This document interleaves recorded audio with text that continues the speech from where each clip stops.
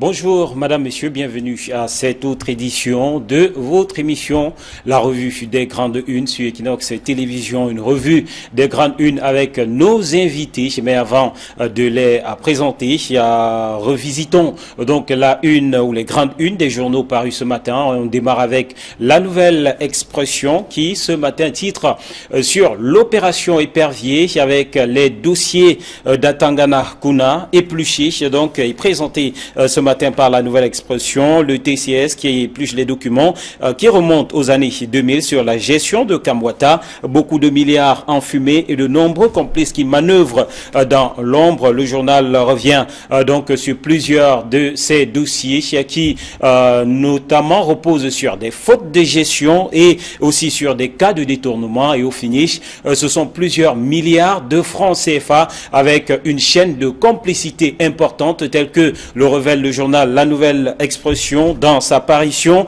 de ce matin. Le journal qui nous parle aussi de Cameroun-Chine. Pourquoi Biya annule la mission économique? La visite du chef de l'État en Chine n'aura donc plus l'allure de mini-sommet sino-camerounais. Le journal fait savoir que deux entités se sont disputées l'organisation de ce mini-sommet économique entre le Cameroun et la Chine, ce qui justifie cette annulation. Le comité d'organisation des GECAC, entendez les journées économiques, industrielles et commerciales du Cameroun en Chine, qui a peaufiné la préparation de ce mini-sommet et a rendu compte au président de la République, faisant d'ailleurs savoir qu'elle avait l'habitude de ce type d'organisation qui devait reposer sur une semaine avec au programme des conférences, des foires expositions, des rencontres B2B et des découvertes.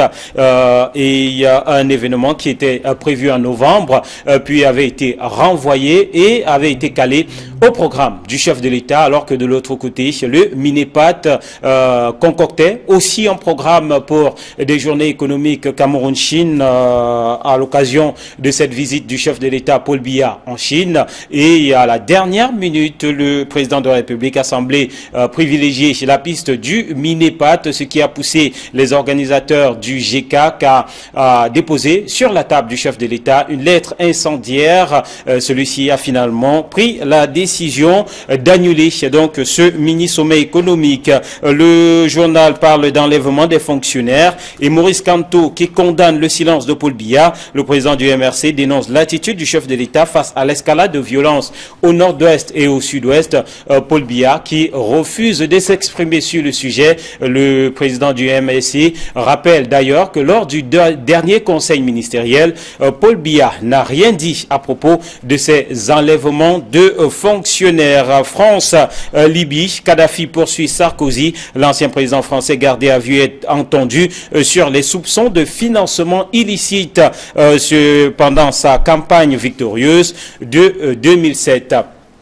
Place à présent au journal L'Œil du Sahel qui parle de gouvernance ce matin et s'interroge sur comment Biya fragilise les gestionnaires publics. Le cas du directeur général de Camtel, une fragilisation qui, selon le journal, ne pousse pas à une optimisation des résultats de ces différents hauts fonctionnaires. L'épée de Damoclès qui plane en permanence sur la tête de ces hauts fonctionnaires, et le journal de s'interroger pourquoi est-ce qu'une fois que le compte supérieur est sur leurs traces, pourquoi est-ce que ces hauts fonctionnaires ne démissionnent pas? Et le journal de conclure que contrairement à ce qui se passe sous d'autres cieux, au Cameroun, la culture de la démission n'est pas la chose la mieux partagée. Le journal Info Matin ce matin parle de maintien de Madeleine Tuente au gouvernement, et le département du Konki dans la région de l'Ouest qui dit merci à Paul Biya. Les forces vives de ce département de la région de l'Ouest promettent par ailleurs un plébiscite au chef de l'État lors de la prochaine élection présidentielle.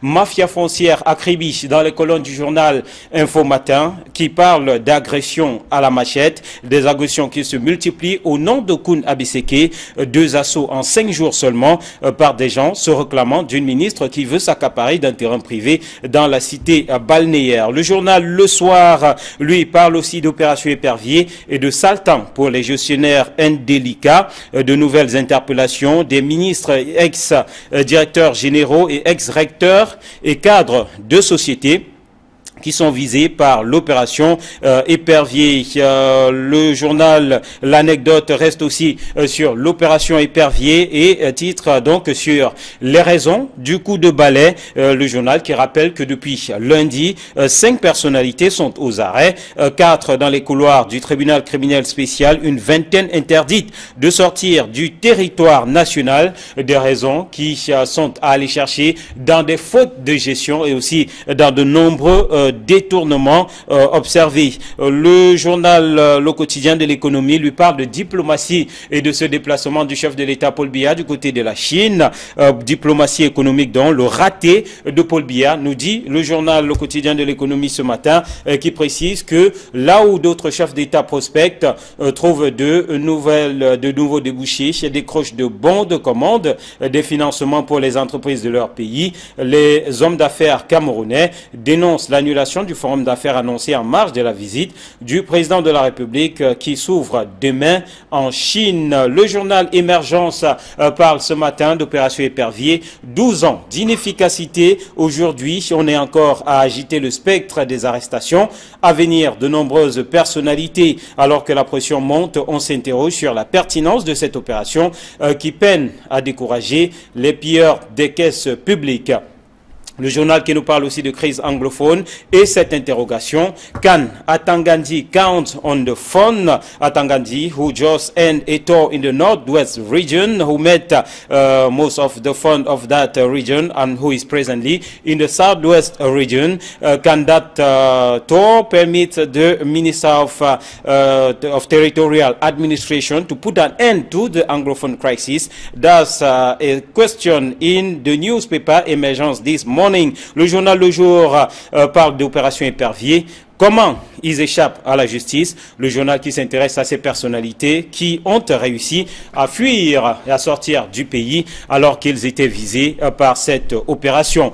Cameroun Tribune parle ce matin de Chine-Cameroun et Paul Biya qui sera demain à Pékin. Le journal qui revient sur les préparatifs de cette arrivée en fanfare du chef de l'État du côté donc de la Chine. Et on termine avec Mutation qui s'intéresse à l'opération Épervier. Ce matin, il y a une personnalité à Tangana Kuna. Ambiance chez Tangana Kuna, nous dit Mutation qui, dans son édition de ce jour, parle des informations contradictoires qui circulent au sujet de l'ex-ministre interdit de sortie du territoire. Certains le signalent dans la capitale, d'autres en fuite au Canada. Et retour sur ce plateau avec donc nos invités. Tout d'abord, Idriss Lissom, bonjour. Bonjour et bonjour à tous les téléspectateurs. Bienvenue à vous. Bienvenue à Jean-Baptiste Sipa, le doyen. Bonjour. Bonjour. Bonjour au panel et bonjour à nos téléspectateurs. Alors, on constate que ce matin, ils sont nombreux les journaux qui s'intéressent à l'opération Épervier, la nouvelle expression qui nous parle des dossiers qui accablent à Tanganakuna. On note aussi que d'autres journaux, notamment l'Anecdote, parlent des raisons du coup de balai avec donc ces personnalités visées. Émergence qui parle de 12 ans d'inefficacité. Le Jour qui s'intéresse à ces fuyards et bien entendu Mutation qui fait un zoom sur le cas à Tanganakuna. L'opération Épervier est désormais à nouveau au cœur de l'actualité, Idriss. Oui, lorsque nous lisons la presse depuis lundi dernier et même celle de ce matin, on constate que l'opération Épervier est au cœur de l'actualité. Bon, mais moi je l'ai toujours dit ici, à lire la presse, on constate que c'est une opération qui vient distraire. Vous voyez, nous sommes dans une situation très critique où on attendrait que le gouvernement prenne des mesures pour sauvegarder déjà un pays qui veut se diviser, où on attendrait que le gouvernement puisse véritablement montrer son empathie face à tout ce qui se passe. Et là, on nous jette en pâture certains prévaricateurs. Déjà, est-ce qu'on devrait s'en réjouir? Je dis non. Tout simplement pourquoi? Parce que ceux qu'on a d'abord mis dans les geôles ne nous ont rien rapporté. C'est-à-dire qu'on n'a rien vu qui a contribué à améliorer les conditions de vie des Camerounais à cause de cette opération. Donc, comme un journal a titré 12 ans... le journal Émergence. Émergent, voilà, 12 ans d'inefficacité. Vraiment, quelque chose qui est inefficace, doit-on véritablement s'attarder là-dessus? Je dis non. Voilà, 12 ans d'inefficacité. Quel bilan est-ce que vous, Jean-Baptiste Sipa, vous faites de cette opération Épervier qui refait ou qui ressurgit à la une des principaux journaux? Moi, je pense que l'opération Épervier, qui apparaissait avant comme une sorte de règlement de compte entre le chef d'État et ceux qui visaient son fauteuil, est devenue là une nébuleuse politico-mafieuse avec une connotation électorale. Parce que vous remarquerez aussi que c'est chaque fois à la veille d'une élection qu'on ressort tous les dossiers du frigidaire pour donner l'impression aux populations que le gouvernement ou le chef de l'État est soucieux de leur argent, de leur bien-être. Et vous savez que c'est facile de manipuler ainsi une population lorsqu'elle est pauvre. Et lorsqu'elle a l'impression que si elle est pauvre, c'est parce que ceux qui sont là-bas en haut mangent tout son argent. Voilà en fait ce que le régime exploite pour faire sa campagne électorale. Pour moi, ça ne va pas au-delà.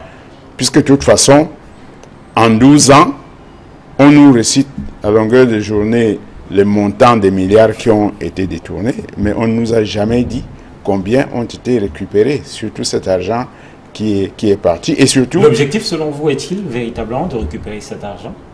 J'en doute, parce que si c'était le cas, on nous aurait dit ce qu'on a déjà récupéré.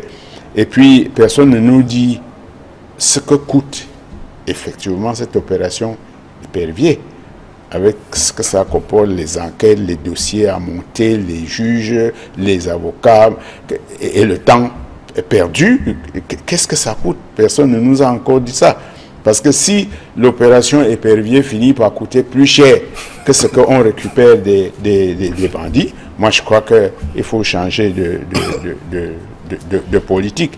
Et puis, moi je ne pense pas que ce soit la vérité de dire que c'est une lutte contre la corruption. À ce que je sache, la seule fois où dans un procès pour détournement de fonds publics, on a évoqué la corruption, c'était lors du procès de Siam Siewe, où un auditeur avait témoigné qu'après le premier bilan, il avait été corrompu par un ministère pour refaire le bilan au détriment du gestionnaire qui était mis en cause. Et j'ai toujours été surpris, je reste surpris, que ce jour-là, le procureur qui siégeait au tribunal n'ait pas agi d'ordre public pour arrêter cet auditeur. Comment dit-il? Alors, un zoom est fait ce matin sur une personnalité, mutation par d'ambiance à Tanganakuna, et la nouvelle expression parle des dossiers de Tanganakuna. C'est un cas qui cristallise l'attention. Le journal Le Jour, lui, parle de comment ils échappent à la justice, et à Tanganakuna, une fois de plus cité dans cet autre journal, un cas finalement qui fait extrêmement débat. Oui, ça entre dans la stratégie du régime, hein. Il faut le comprendre, parce qu'il faut toujours, dans chaque palier de l'opération Épervier, il faut toujours une personnalité. Il faut toujours un ancien ministre. Vous avez même vu, on a même vu avoir, c'est pas son même ministre en fonction qu'on avait arrêté, envoyé en Konengi, et le lendemain, il est sorti et il a répliqué. Donc, il faut toujours créer un électrochoc. L'électrochoc, c'est quoi? L'électrochoc, c'est que les populations, comme le disait le doyen, consentent que non, mais même les ministres, nous avons ce malheur parce que ce sont les ministres qui détournent l'argent. Voilà un qu'on a encore pris, vraiment. Nos malheurs ne finiront pas tant que... Et tout cela, tous les ministres qu'on a là sont des bandits. Tous les DG là sont les prévaricateurs. Mais le chef de l'État, lui, il est le saint. Lui, il est le saint. C'est à cause d'eux que rien n'est mal. Voilà le scénario. Voilà le scénario. Donc nous sommes dans cette scénarisation qui n'est pas nouvelle. C'est pour ça que je dis que c'est du réchauffé. Donc est-ce qu'on doit encore s'attarder? Mais la presse fait son boulot. Puisque quand on donne des informations, on utilise aujourd'hui les réseaux sociaux pour créer des fake news et tout le reste, parce qu'on sait que les gens sont absorbés par ces réseaux sociaux. On vous donne un peu des biscuits qui sont des biscuits très mal salés et même très mal amers. Donc, mais je dis, tout ça c'est pour distraire. On veut nous distraire. Voilà une élection sénatoriale qui se tient dans des conditions médiocres avec des conseils municipaux, un collège électoral qui n'est même pas déjà celui qui devait être. Parce que où sont les conseils régionaux? Personne ne s'interroge. Voilà les élections sénatoriales qui arrivent dimanche avec des conseils municipaux qui sont en fin de mandat et qui viennent voter des gens pour 5 ans alors qu'ils ne sont plus véritablement légitimes. Personne ne s'interroge. Voilà une situation où on veut, comme on est à la veille de la présidentielle, nous démontrer que les ministres sont des bandits, les DG sont des bandits, le chef de l'État, qui est empressé d'être le chef bandit, lui, il est un saint. Donc, voilà qui est dit. Alors, un autre sujet qui est longuement développé dans la presse ce matin, c'est cette visite officielle du chef de l'État du côté de la Chine. Cameroun Tribune nous annonce que la visite démarre demain. Paul Biya, demain à Pékin, nous dit le journal Cameroun Tribune. Le journal au quotidien de l'économie parle de diplomatie économique et le raté de Paul Biya, tout comme plusieurs autres journaux parlent donc de ce forum économique Chine-Cameroun qui finalement n'a pas eu lieu. Mais la première interrogation ici, c'est que le chef de l'État, parti depuis plusieurs jours, n'arrive que demain à Pékin. Finalement, Jean-Baptiste Sipa, un voyage très long. Mais vous savez que le Cameroun, c'est le Cameroun. Peut-être que le chef de l'État a fait plusieurs départs. Il est parti, il est revenu en secret, puis il repart. Ou alors c'est la route du Cameroun en Chine qui dure 4 jours. Hein? Ça veut dire qu'il va arriver à mourir. Parce que vous ne pouvez pas faire un voyage long de 4 jours comme ça et survivre, ça m'étonnerait, hein, avec le changement d'horaire et tout ça. Bon, mais peut-être comme c'est un miraculé, bon, il faut penser que il va bien arriver, puisque le journal qu'il va arriver. Dimanche, on nous a annoncé qu'il partait pour la Chine. Aujourd'hui, on nous annonce que c'est demain qu'il part pour la Chine. Donc, il arrive. Il faut bien que... Il y a demain à Pékin, donc il oui, arrive. c'est pour ça que je dis que c'est vraiment le plus long voyage d'un chef de l'État.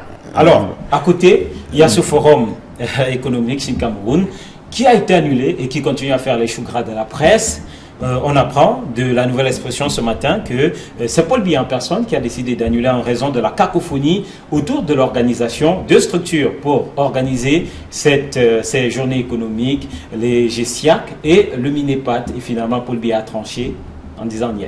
Oui, parce que nous sommes habitués des dernières minutes, rien n'est préparé. Et si ce voyage de la Chine a été préparé, il a été préparé pour le chef de l'État, pour des intérêts qui n'étaient pas des intérêts économiques. Parce que si c'était les intérêts économiques, je suis sûr qu'on aurait pris une vraie agence.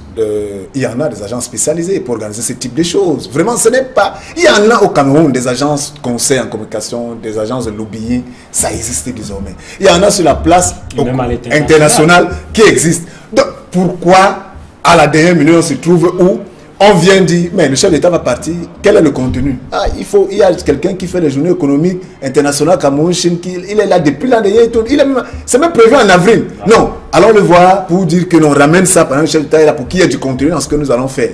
C'est de ça que les questions. Entre-temps, le MINEPAD aussi qui dit, mais le chef d'État part, ça peut être une opportunité, parce que là-bas, les gens calculent les missions, les trucs, ce n'est pas l'intérêt du Cameroun qui est, c'est ça qui est terrible. Mais en fait, la réalité est que dans cette mission, le chef d'État va préparer la campagne électorale.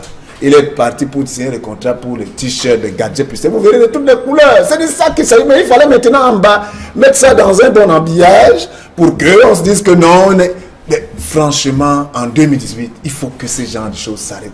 Voilà comment le chef de l'État lui-même sent que les collaborateurs ne sont pas prêts face au MINEPAD, face au GCAC, et le GCAC qui a pondu une lettre. Quand on lit la nouvelle expression, on est scandalisé. On a même la chair de poule pour se dire, mais on est dans quel environnement? Il a été, cette fois-ci, il a tranché, il dit, niet, rien. Ni le GK, ni le MINEPAD. Donc, on va y aller comme ça. Et voilà 115 opérateurs économiques qui sont fustigés, blessés pratiquement dans leur chair, tel que nous rapportent les journaux. Et le quotidien de l'économie dit, pendant que d'autres chefs d'État qui se rendent en Chine s'y rendent pour signer des gros contrats, pour permettre ce type de rencontre, ce foisonnement entre les opérateurs économiques, Paul Biya s'y rend seul, et voilà une opportunité économique qui est gâchée. Oui, mais encore une fois, le Cameroun, c'est le Cameroun. Sadou Ayatou, c'est ça, avait dit ça parce qu'il avait réussi le tour de force d'organiser la tripartite avec réussite, au grand étonnement de tout le monde. Mais je crois qu'on peut appliquer ça à beaucoup d'autres situations au Cameroun. Il y a des choses qui ne se passent qu'au Cameroun et qu'on ne peut voir nulle part ailleurs.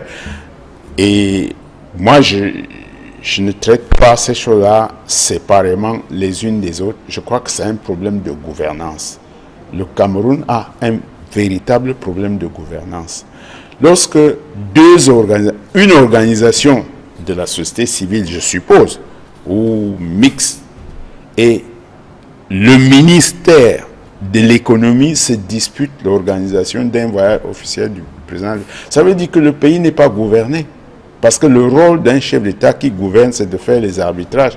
Et l'arbitrage ne consiste pas à trouver une solution absurde à des situations absurdes.